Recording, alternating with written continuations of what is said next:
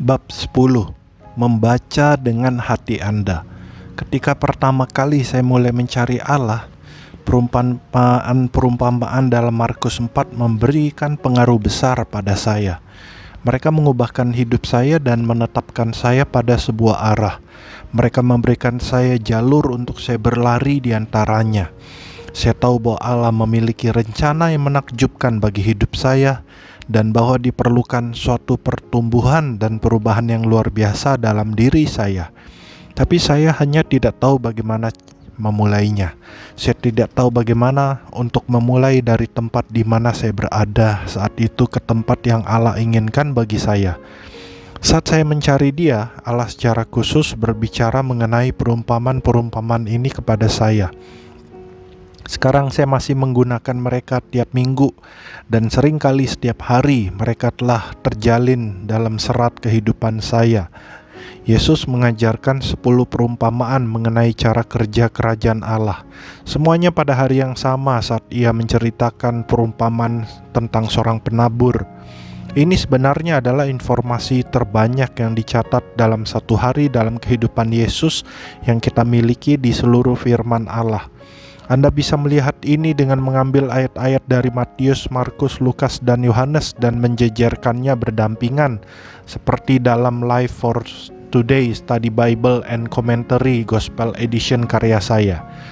Ini sangat membantu untuk bisa melihat semua kisah kitab Injil dalam satu halaman. Pada suatu kali Yesus mulai pula mengajar di tepi danau, maka datanglah orang banyak yang sangat besar jumlahnya mengerumuni Dia, sehingga Ia naik ke sebuah perahu yang sedang berlabuh lalu duduk di situ. Sedangkan semua orang banyak itu di darat di tepi danau itu, dan Ia mengajarkan banyak hal dalam perumpamaan kepada mereka. Markus 4 ayat 1-2. Pada titik ini Yesus mulai mengajarkan apa yang saya sebut sebagai perumpamaan seorang penabur.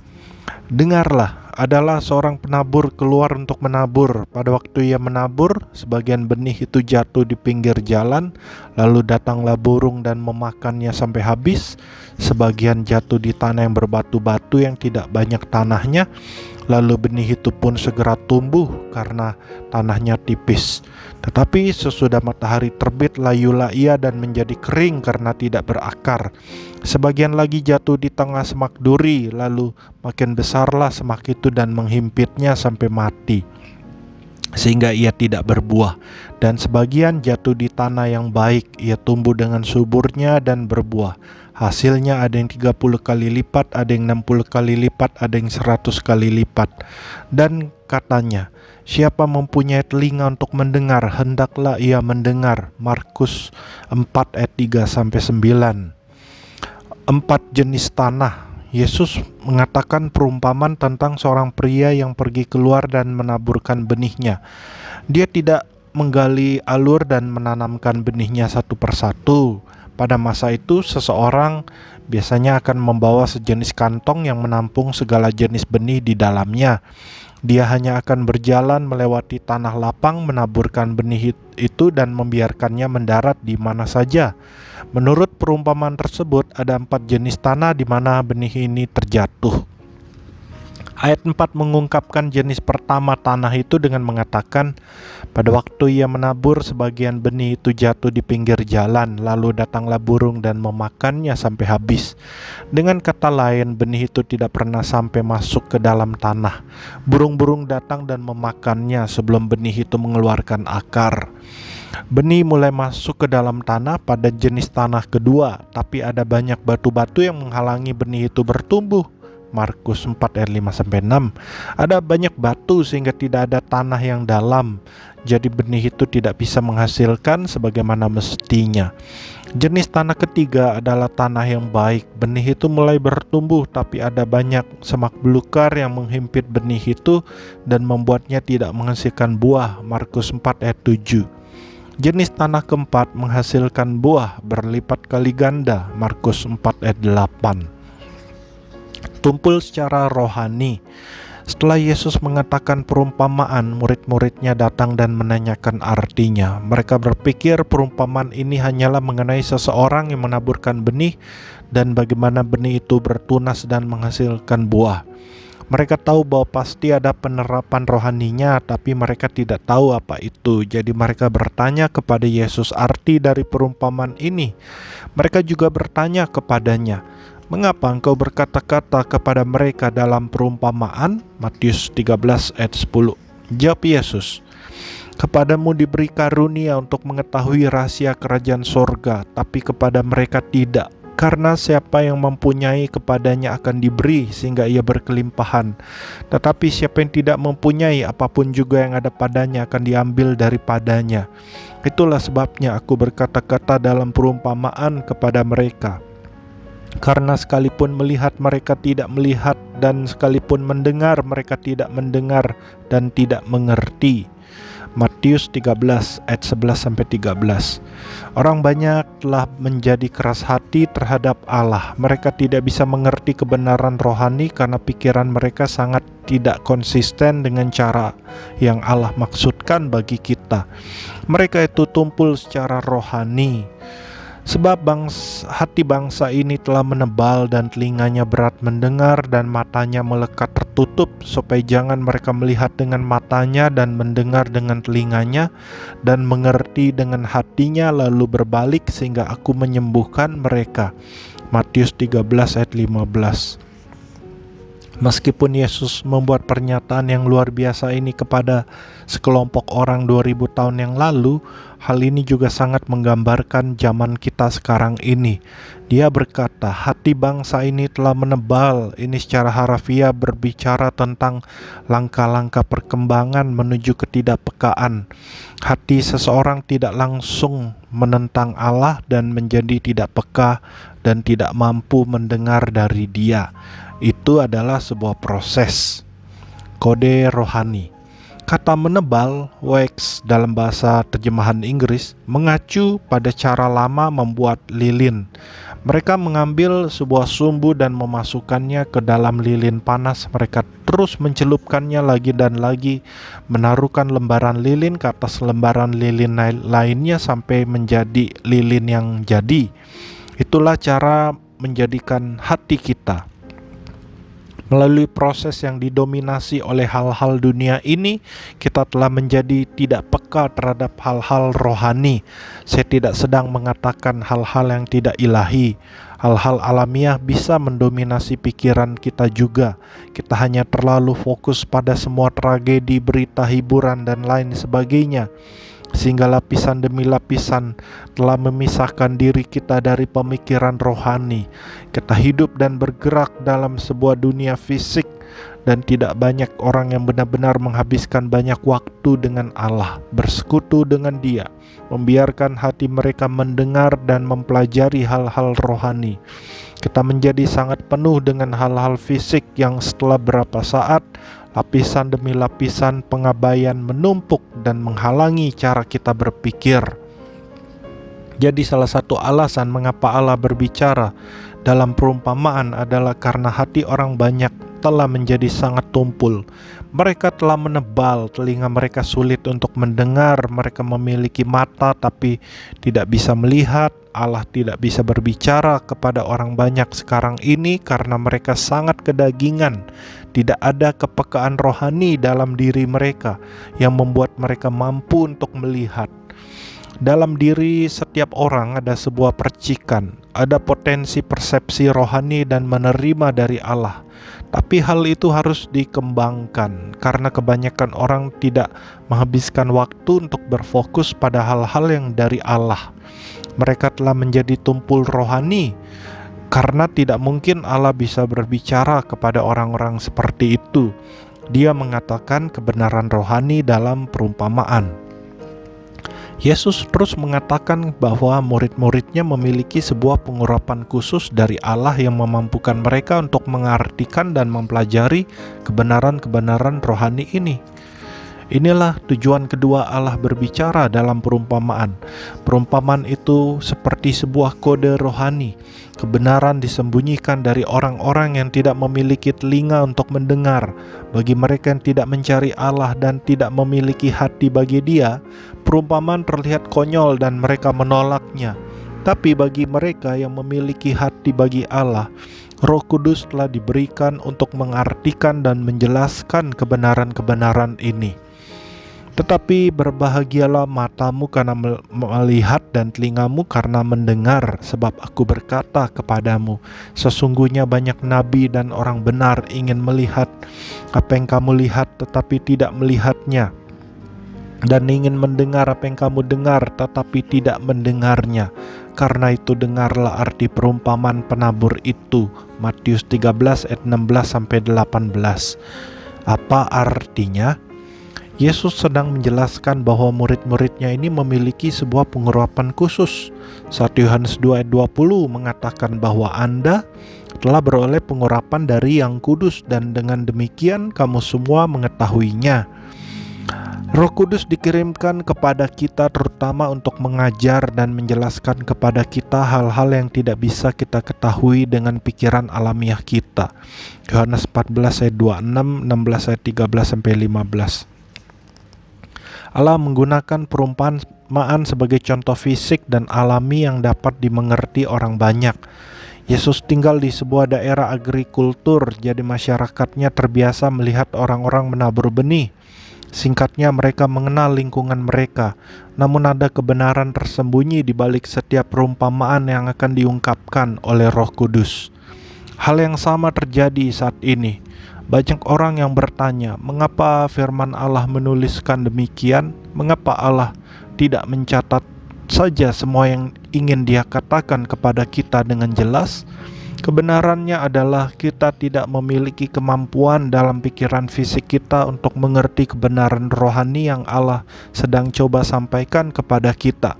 Jadi Dia harus menyampaikannya dengan cara demikian. Namun Roh Kudus telah diberikan kepada setiap kita untuk menjelaskan firman Allah. Banyak orang yang datang menentang firman Allah, mengkritik dan mengatakan, Alkitab sulit sekali untuk dimengerti. Itu karena Anda membacanya dengan pikiran Anda saja. Jika Anda mencoba mengerti hanya dengan pikiran alami Anda, maka ya, firman Allah akan sangat sulit untuk dimengerti. Namun Alkitab tidak ditulis untuk pikiran alamiah Anda. Nah, itu bukan berarti firman Allah tidak logis. Itu tidak berarti bahwa firman Allah itu tidak benar dan tidak ada gunanya. Firman Allah itu berbeda dengan hal-hal alamiah yang diajarkan dunia ini kepada kita. Firman Allah tidak ditulis untuk pikiran alamiah kita. Allah menuliskan firman Allah untuk hati kita.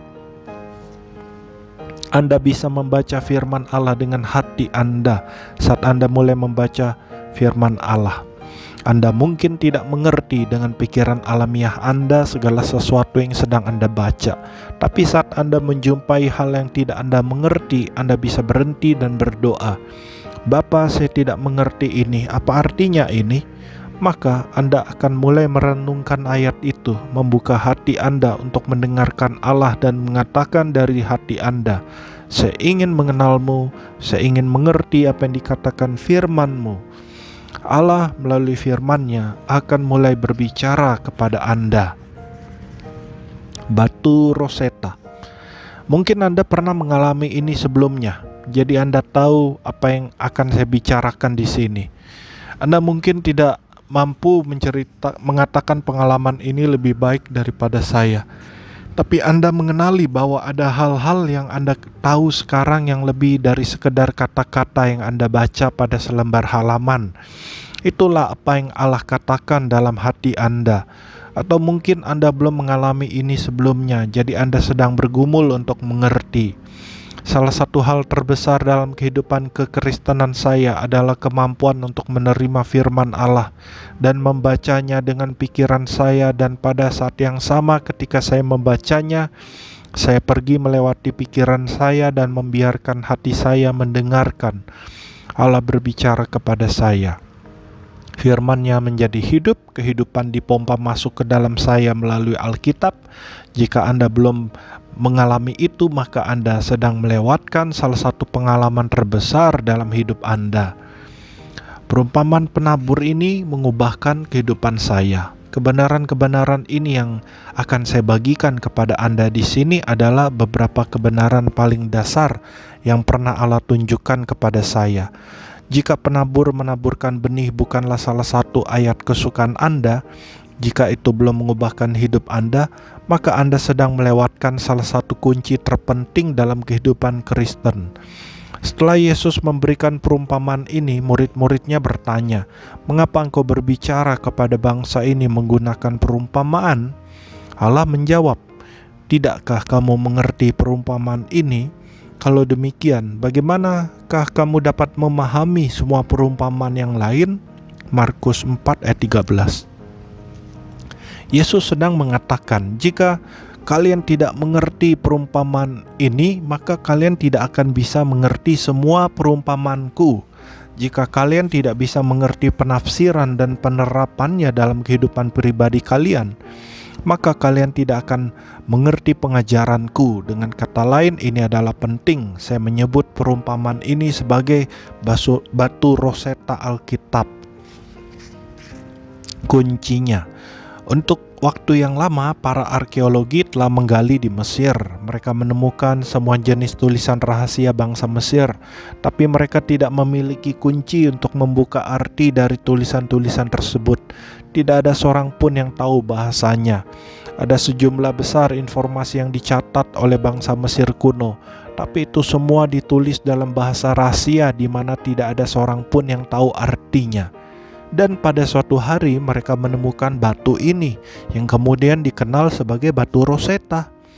Batu itu memiliki teks yang sama yang ditulis dalam 3 bahasa yang berbeda, termasuk bahasa rahasia Mesir. Dengan menggunakan 2 bahasa yang dikenal yang ditulis di batu itu, mereka dapat mulai mengerti bahasa rahasia Mesir sebelumnya. Batu Rosetta ini menjadi kunci yang membuka seluruh bahasa. Sejak itu mereka mampu membaca dan mengerti semua catatan yang ada yang ditulis oleh bangsa Mesir kuno dalam bahasa rahasia mereka. Perumpamaan penabur ini adalah batu Rosetta Alkitab. Allah kita mengatakan, "Tidakkah kalian mengerti perumpamaan ini?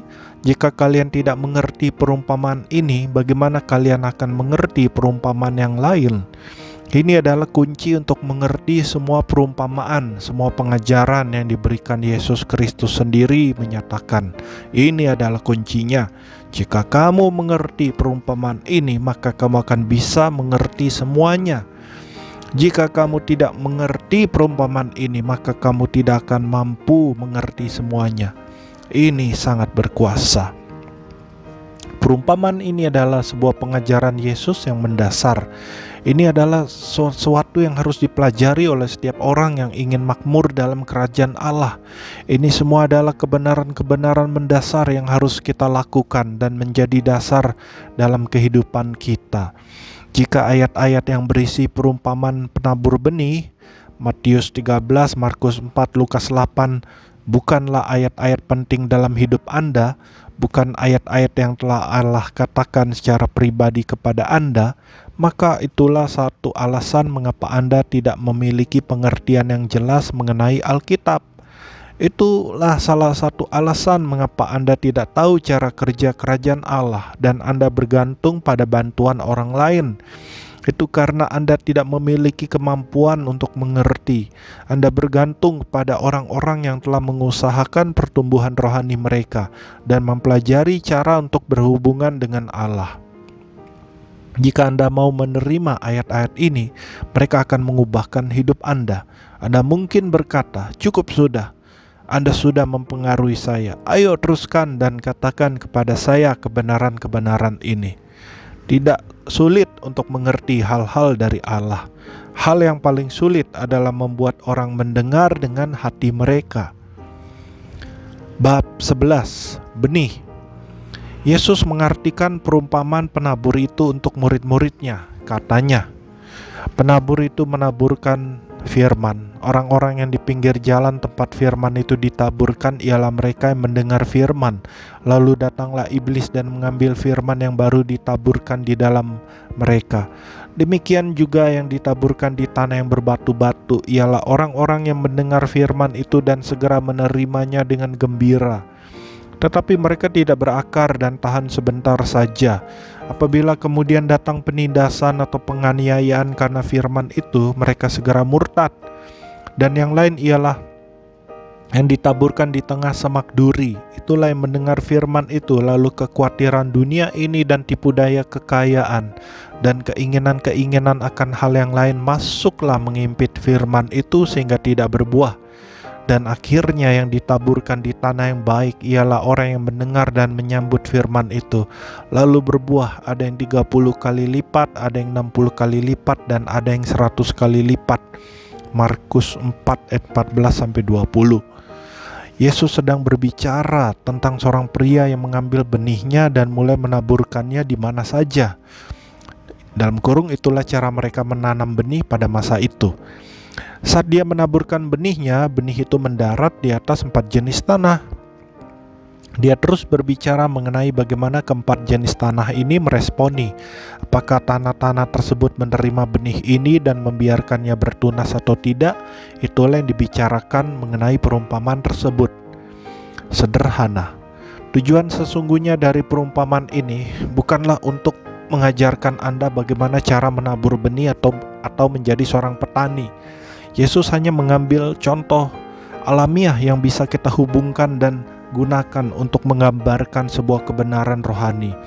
Markus 4 ayat 14 adalah kunci untuk perumpamaan ini. Penabur itu menaburkan firman. Lukas 8 ayat 11 mengatakan demikian. Inilah arti perumpamaan itu. Benih itu ialah firman Allah. Benih yang ditanam itu adalah firman Allah. Jadi keseluruhan perumpamaan ini bukanlah tentang bagaimana menjadi seorang petani atau bagaimana menuai. Perumpamaan ini adalah tentang bagaimana cara kerja kerajaan Allah, dan kerajaan Allah bekerja dari firman Allah. Orang banyak selalu mencari sesuatu yang lebih dalam dan lebih rumit, tapi ini sangat sederhana. Keseluruhan kerajaan Allah, kehidupan Kristen, kemenangan Anda, kesuksesan Anda sebagai orang percaya sangat sederhana, seperti mengambil firman Allah dan menanamnya dalam hati Anda. Jika Anda mau bekerja sama dan membiarkan firman Allah bertunas, Anda akan berubah tanpa memerlukan usaha keras. Kecewa dan terkejut. Ada banyak alasan tertentu mengapa Yesus memilih menggunakan sebuah benih untuk menggambarkan cara kerja firman Allah. Itu karena ada sebuah perbandingan besar antara cara benih alamiah itu bekerja di alam nyata ini dengan cara firman Allah bekerja dalam hidup kita. Dalam alam nyata ini kita akan menyebut seseorang gila jika dia mengharapkan kebunnya bertumbuh tanpa mengerjakan tanahnya, menanam benihnya, atau menyirami benihnya.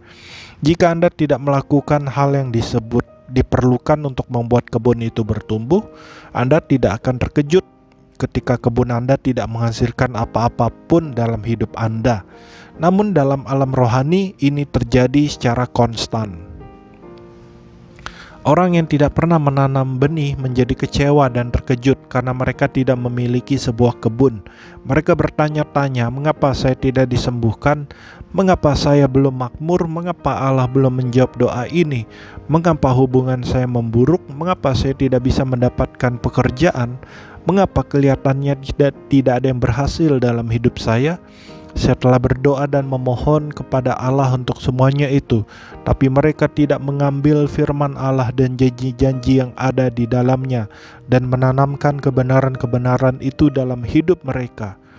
Banyak dari orang-orang ini datang dan berkata kepada saya berdoa dan meminta Allah untuk menyembuhkan saya. Saya bertanya, ayat apa yang menjadi dasar doa Anda untuk disembuhkan?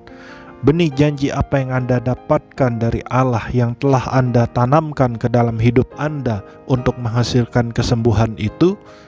Mereka menjawab, saya tidak tahu apa yang dikatakan firman Allah. Saya hanya tahu bahwa itu adalah kehendak Allah. Saya yakin bahwa Allah ingin agar saya sembuh. Tapi mereka tidak memiliki dasar firman Allah. Mereka tidak memiliki janji firman Allah. Mereka belum menanamkan firman-Nya ke dalam hati mereka. kesembuhan fisik dijanjikan. Ada keuntungan dalam mengetahui alamat janji-janji dalam firman Allah. Sebagai contoh, Yesaya 53 ayat 4-5 mengatakan, "Tetapi sesungguhnya penyakit kita lah yang ditanggungnya dan kesengsaraan kita yang dipikulnya. Padahal kita mengira dia kena tulah, dipukul dan ditindas Allah. Tetapi dia tertikam oleh karena pemberontakan kita, dia diremukkan oleh karena kejahatan kita. Ganjaran yang mendatangkan keselamatan bagi kita ditimpakan kepadanya, dan oleh bilur-bilurnya kita menjadi sembuh." Kemudian dalam Matius 8 ayat 11-17 ayat ini ditafsirkan, "Menjelang malam dibawalah kepada Yesus banyak orang yang kerasukan setan, dan dengan sepatah kata Yesus mengusir roh-roh itu dan menyembuhkan orang-orang yang menderita sakit. Hal itu terjadi supaya genaplah firman yang disampaikan oleh Nabi Yesaya. Dialah yang memikul kelemahan kita dan menanggung penyakit kita." Tafsiran dalam Matius ini mengungkapkan bahwa Yesaya tidak hanya berbicara tentang kesembuhan emosional dan rohani saja, karena apa yang Yesus lakukan dalam Matius 8 menggenapi apa yang dinubuatkan Yesaya 53. Maka jelas bahwa kita juga dijanjikan kesembuhan fisik melalui penebusannya.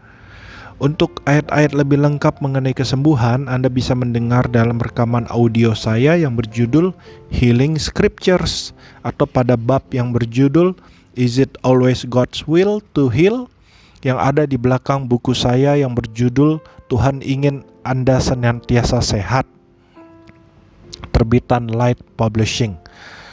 Alasan nomor 1, seperti digambarkan dalam contoh saya sebelumnya dari Yesaya 35 dan 40, sangat penting untuk mengetahui di mana ayat-ayat mengenai hal tertentu dalam Alkitab. Karena itu membantu Anda untuk mengerti lebih baik lagi dan membuat Anda lebih mampu untuk membagikan kebenaran-kebenaran ini kepada orang lain. Namun saya akan berkompromi dalam hal ini.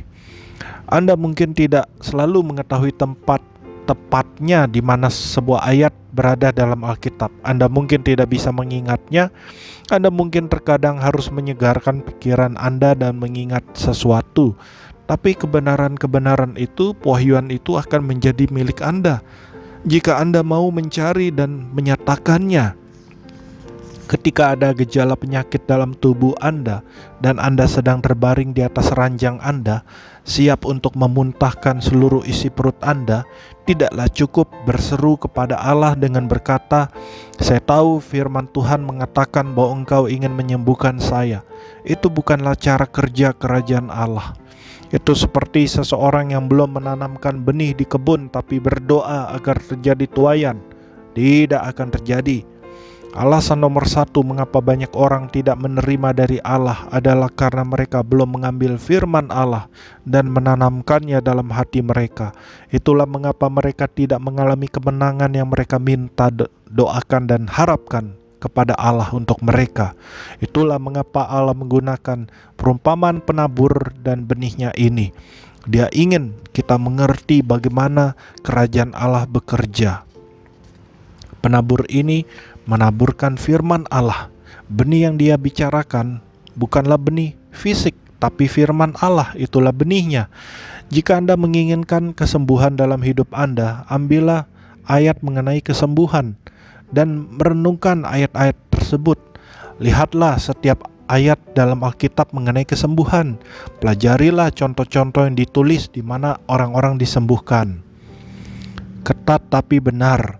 Amsal 4 ayat 22 mengatakan bahwa firman Allah adalah kehidupan bagi mereka yang mendapatkannya dan kesembuhan bagi seluruh tubuh mereka. Jika Anda akan mengambil firman Allah seperti sebuah benih dan mulai menanamkannya dalam hati Anda, maka firman itu akan mulai melepaskan kesembuhan supernatural dalam hidup Anda. Mazmur 107 ayat 20 mengatakan, disampaikannya firman-Nya dan disembuhkannya mereka, diluputkannya mereka dari liang kubur. Firman Allah akan membawa kesembuhan dan pembebasan bagi Anda. Saya tidak sedang mengomeli Anda, saya hanya sedang mencoba menegaskan kebenaran ini, karena banyak orang yang melewatinya. Kerajaan Allah bekerja dari kebenaran ini, bahwa firman Allah adalah sebuah benih. Sama seperti di alam nyata, Anda harus menanamkan benih untuk menuai. Anda tidak bisa memiliki sebuah hutan tanpa menanam benih-benihnya terlebih dahulu. Anda tidak akan bisa memiliki kemenangan dalam hidup Anda tanpa firman Allah ditanamkan dalam hati Anda. Memang tegas tapi benar, itu sederhana tapi benar. Inilah cara kerja kerajaan Allah. Kualitas dan kuantitas. Jika Anda merendahkan diri Anda dan menerima kebenaran ini, maka kebenaran ini akan menyediakan jawaban mengapa Anda tidak melihat kemenangan lagi dalam hidup Anda lebih dari sekarang ini. Kebenaran ini akan menjelaskan mengapa Anda tidak melihat kuasa Allah bekerja.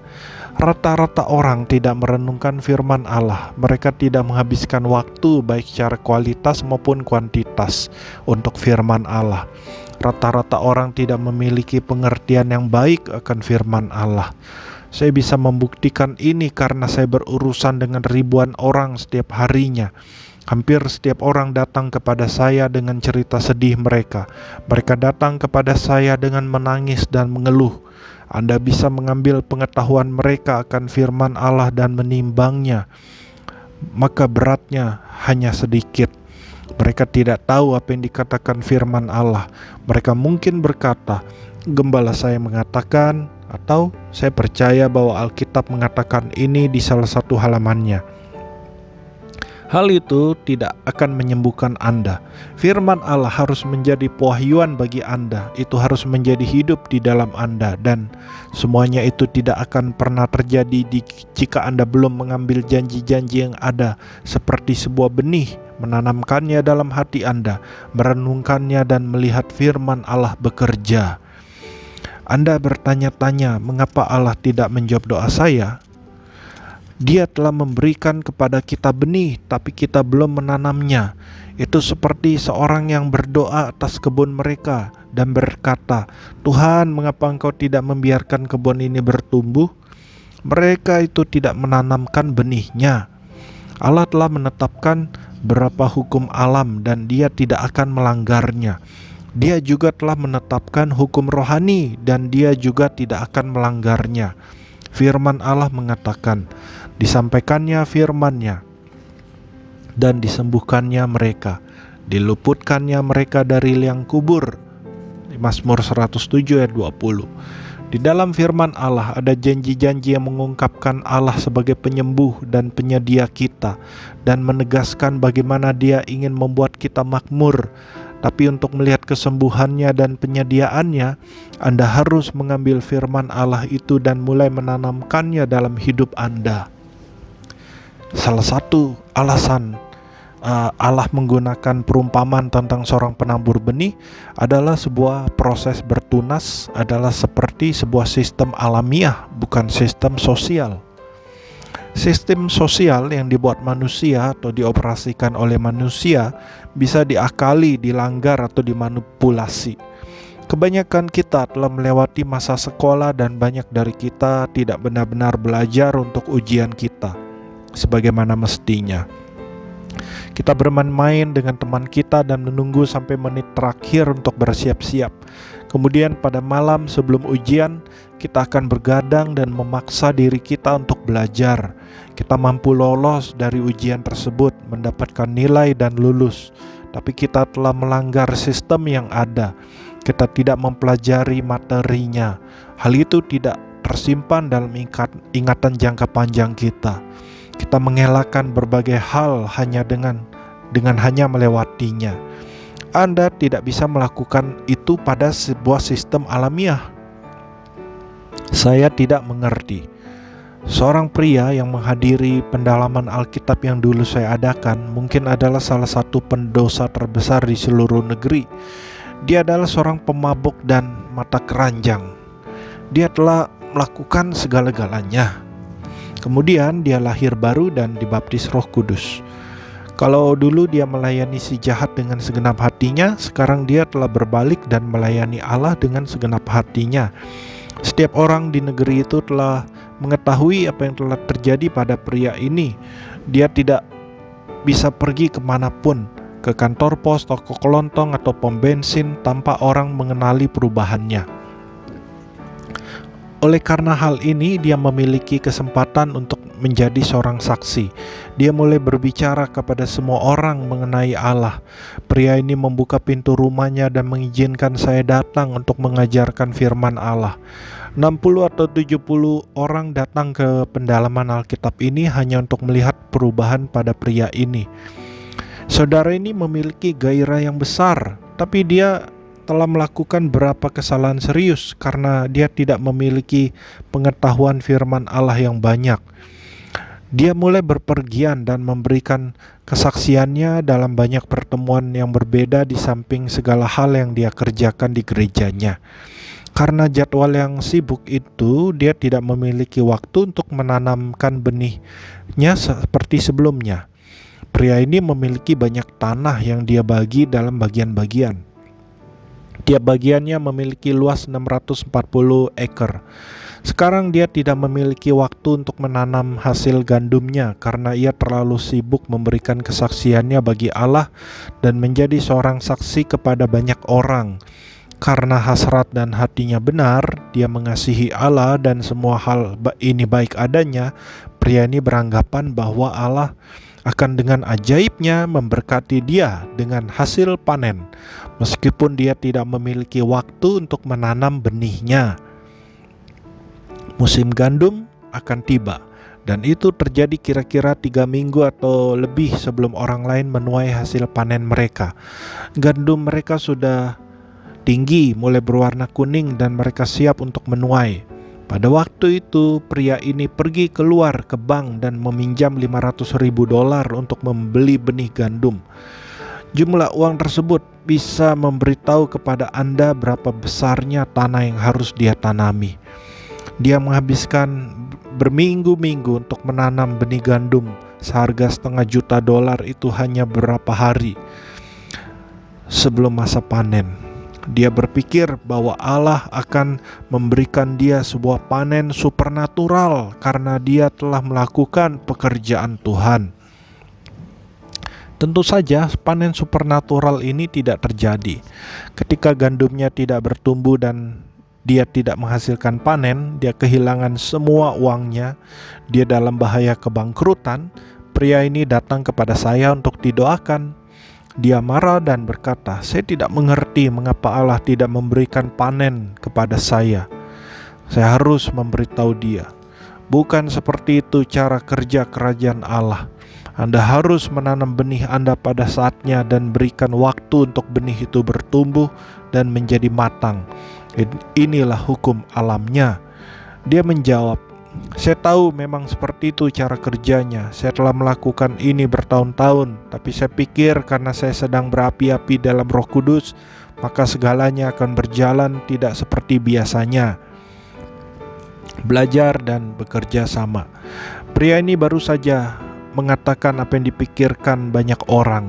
Mereka berpikir dalam alam nyata di mana Anda terikat oleh semua hukum alam ini dan beberapa hal tertentu harus terjadi sebelum hasil yang diharapkan terwujud.